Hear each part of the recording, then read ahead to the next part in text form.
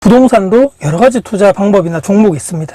특히 크게 두 가지 나오면 시세 차익형 투자가 있고 월세 수익형 투자가 있을 것이고, 예전부터 아주 많이 그냥 통용되고 투자자분들도 많이 사용하셨던 내 돈이 부족할 때 남의 돈, 즉 전세를 끼고 사두는 전략, 여러 채를 사시는 분도 계실 것이고, 뭐 최소 비용에 그런 최대 효과를 나온다는 얘기인 거죠. 매도했을 때 시세 차익, 그런 시세 상승분 매도 차익은 내가 주인이 갖고 가는 구조입니다. 물론 반대로 리스크가 너무너무 큰 투자, 시세 차익형 전세에 끼고 투자한다는 그런 방법이 될 것이고, 또는 갈아타기 하시려는 분들 중에서, 또는 내 집 마련할 때 저 위치, 저 동네, 저 집이 지금은 내가 당장 들어가서 살 상황이라든지 경제력 여건 안 되는데 아무리 봐도 너무 좋고 가격도 지금 적당한데 금매인데 앞으로 더 올라갈 것 같아. 그래서 미리 사두는 전략, 즉 전세를 껴두고 사두는 전략, 아주 좋은 전략 중에 하나인 거죠. 지금 역전세다, 전세 사기다, 깡통 전세다 말들이 많지만 아파트, 이런 위치 좋은 곳에 입주가 많아서 일시적으로 전세 가격이 빠진 상황을 제외하고 꾸준히 지금까지는 전세 가격은 물가 상승률 만큼 꾸준히 천천히 상승을 해왔다는 것 또한 역사적인 사실입니다. 아시는 분의 사례입니다. 근데 2022년, 2년 전이죠. 이런 해당 아파트를 투자를 하면서 그 당시에 이 동네, 특히 이 아파트의 전세가 너무너무 부족했던 상황입니다. 그 당시에 부르는 게 값이었고, 전세 보증보험 또한 우리가 기억을 해보시면 KB 시세, 일반 아파트 KB 시세 일반 가격의 100%까지도 전세 가격이 보증이 그런 가입이 가능했었던 시기입니다. 지금 이제 90%인데 매매가와 전세가가 거의 붙은 상황. 물론 신축이나 새 아파트가 아니고 저가 아파트, 구축 아파트라는 얘기입니다. 2억대 전후의 매매가를 형성하면서 저 아파트, 그러니까 사람들, 일반적인 그 동네 사람들이 생각했을 때는 저 구축 아파트를 내가 실제로 돈을 주고 매매로, 그러니까 소유를 하면서까지 거주하고 싶지는 않은데 적당히 그냥 전세로 2년이나 4년 살면 딱 좋을, 괜히 사봤자 가격이 또 올라갈 것 같지도 않고, 지방에 근데 이런 아파트들이 많으니까 정말 싸게, 정말 금매로 사면 모를까? 이거 아시는 분이라고 말씀드렸죠. 이분이 그 당시에 연락을 저한테 해서 그 동네 그 아파트 내가 내 돈을 거의 들지 않게 투자를 했다. 자랑 아닌 자랑을 하면서 이렇게 또 아파트 한 채 소유를 했네. 이렇게 했던 기억이 생생합니다. 금매로 그러니까 사는 것보다 전세 가격, 그러니까 최고 세팅의 그 가격이 최고, 거기에 더 집중했던 상황입니다. 물론 내부 수리를 해서 그렇게 높은 전세 가격으로 맞춰놨겠지만 말입니다. 근데 얼마 전에 2년이 딱 지나고 상황이 완전 180도 반전이 됐습니다. 2023년도에 이 지방뿐 아니고 갑작스럽게 대한민국의 막 금리 상승의 여파 때문에 대한민국 대부분 부동산이 쫙 조정이 되면서 하락했죠. 여기 아파트도 전세 물량이 2년 전에는 없어서 난리였는데 전세 사기 이후에 보증보험 또한 아까 100%에서 90%로 가입이 한동안 낮춰졌다고 얘기 드렸죠.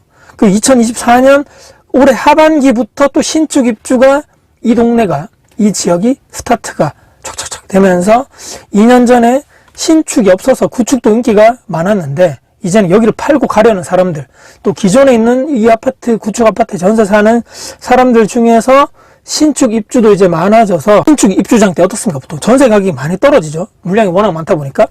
비슷한 전세 가격이면 조기 가야 되겠다. 돈 좀 더 보태서 새 아파트 살아야 되겠다.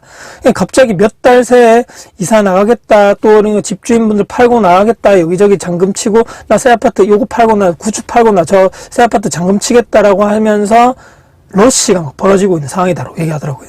매매 물량도 그래서 막 급속도로 늘어나고 전세 물량도 계속적으로 지금 늘어나고 있는 상황이다. 당연히 그러니까 전세 가격 또한 2023년, 그러니까 작년도 하락했는데 올해는 지금 더 많이 하락하고 있는 현재 상황이다.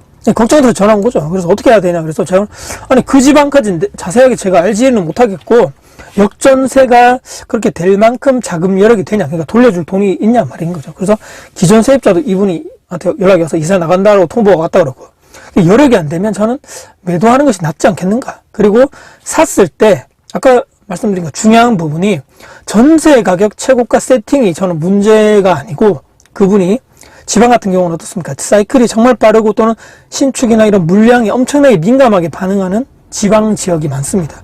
처음에 매수 투자했을 때 언제 그러니까 매도할지 어느 정도 저는 계획이 있어야 된다고 보고 2년 뒤, 3년 뒤 보통 지인이나 보통 이런 데 들어가 보면 이렇게 입주량이 다 나오죠. 신축 입주량이. 이 지역에 신축 아파트에 들어오면 내가 산 구축, 여기는 반드시 전세 가격이 흔들릴 확률이 높다는 것을 알고 2년 전에 매수를 또 투자를 진입했었어야 된다라고 하는 얘기입니다. 그리고 처음 매수했을 때부터 전세 가격을 높게 여기 세팅하는 것에만 집중하고 정작 매매 가격, 급매라던가 싸게 산다던가 이것도 아닌 상황이라고 저는 판단이 되더라고요. 즉 샀을 때 그렇게 저는 싸게 샀다라고 이렇게 판단을 할 수가 없다는, 좀 비싸게 주고 오히려 산 것 같다라는 그런 데이터를 제가 제 나름대로 판단했습니다. 그러니 매도할 때 오히려 더 큰 손해인 거죠. 그러니까 잘 고민해 보시고 잘 판단하셔라.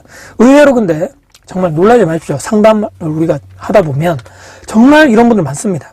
샀을 때, 그러니까 그때 사기 전에 그 분위기에 휩쓸려서 주변에 부동산에서 이거 사라, 이거 돈 된다, 지금이 기회다, 지금 계약금 안 넣으면 다른 사람이 계약한대요, 덥석 이렇게 해서 계약하시는 분도 많고, 나중에 가격이 빠지거나 역전세 나거나 하면 내가 그때 잘 모르고 투자를 했는데, 내가 그때 잘 모르고 매수를 했는데 라고 하시는 분들이 너무너무 많습니다.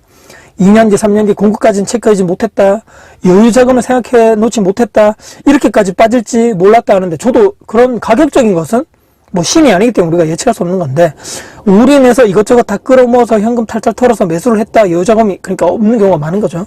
나중에 매도할 때 그렇기 때문에 역설적으로 헐값에 휘둘리면서 내 소중한 자산을 매도 당할 수밖에 없는 상황이다. 왜? 내가 돈이 없으니까 선택사항이 없는 것이죠.